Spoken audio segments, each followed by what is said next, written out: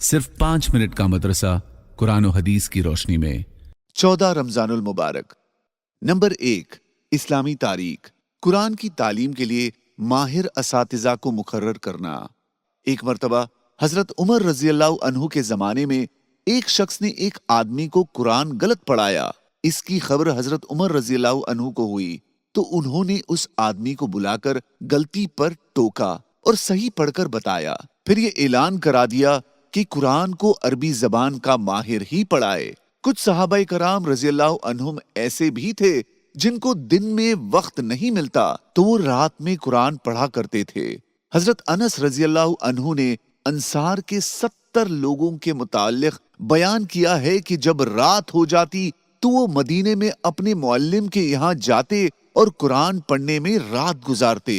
تعلیم کے لیے استاذ کی قابلیت اور صلاحیت بے حد ضروری ہے، کیونکہ بچے اپنے اساتذہ کی نقل اتارتے ہیں اور وہ جس طرح پڑھاتے ہیں بچے بھی اسی طرح پڑھنے کی کوشش کرتے ہیں۔ اسی لیے ہمیشہ انہی لوگوں کو تعلیم پر مقرر کیا جاتا جو دین کی باتیں اچھی طرح جانتے تھے اور اس میں مہارت رکھتے تھے۔ نمبر 2، حضور صلی اللہ علیہ وسلم کا معجزہ، قحط سالی، سوکھا، ڈراؤٹ دور ہونا۔ حضرت انس رضی اللہ عنہ فرماتے ہیں کہ ایک شخص رسول اللہ صلی اللہ علیہ وسلم کے پاس آیا اور کہنے لگا بارش نہ ہونے کی وجہ سے جانور مر گئے اور راستے بند ہو گئے، تو آپ صلی اللہ علیہ وسلم نے دعا فرمائی جس کی وجہ سے مسلسل 1 ہفتہ بارش ہوتی رہی۔ وہ آدمی اگلے جمعہ کو آ کر کہنے لگا اے اللہ کے رسول، بارش زیادہ ہونے کی وجہ سے مکانات گر گئے اور راستے بند ہو گئے اور جانور مر گئے۔ تو آپ صلی اللہ علیہ وسلم نے منبر پر کھڑے ہو کر دعا فرمائی اے اللہ، ٹیلوں اور پہاڑیوں اور نالوں اور درخت اگنے کی جگہوں میں برسا۔ دعا کرتے ہی مدینے سے بادل چھٹ گیا۔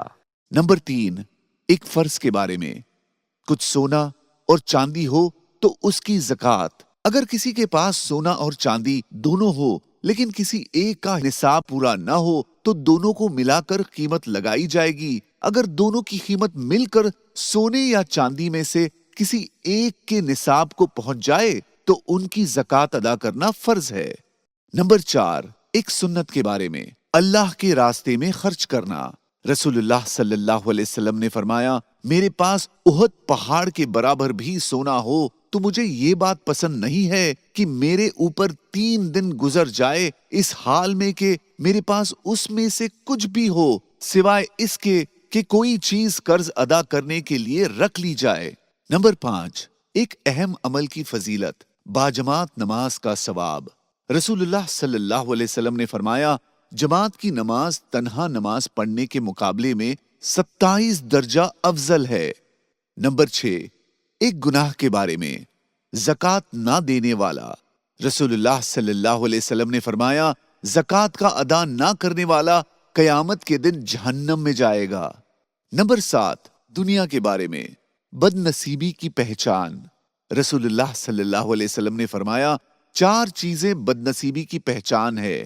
1، آنکھوں کا خشک ہونا، یعنی اللہ کے خوف سے کسی وقت بھی آنسو نہ ٹپکے۔ 2، دل کا سخت ہونا، یعنی آخرت کے لیے یا کسی دوسرے کے لیے کسی وقت بھی نرم نہ پڑے۔ 3، امیدوں کا لمبا ہونا۔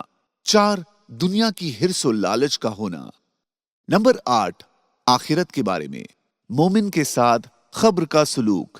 رسول اللہ صلی اللہ علیہ وسلم نے فرمایا جب مومن بندے کو دفن کیا جاتا ہے تو قبر اس سے کہتی ہے تمہارا آنا مبارک ہو، میری پشت پر چلنے والوں میں تم مجھے سب سے زیادہ محبوب تھے۔ جب تم میرے حوالے کر دیے گئے اور میرے پاس آ گئے تو تم آج میرا اچھا سلوک دیکھو گے۔ پھر جہاں تک نظر جاتی ہے قبر کشادہ ہو جاتی ہے اور اس کے لیے جنت کا دروازہ کھول دیا جاتا ہے۔ نمبر 9، طب نبوی سے علاج، کشمش بے شمار بیماریوں کا علاج۔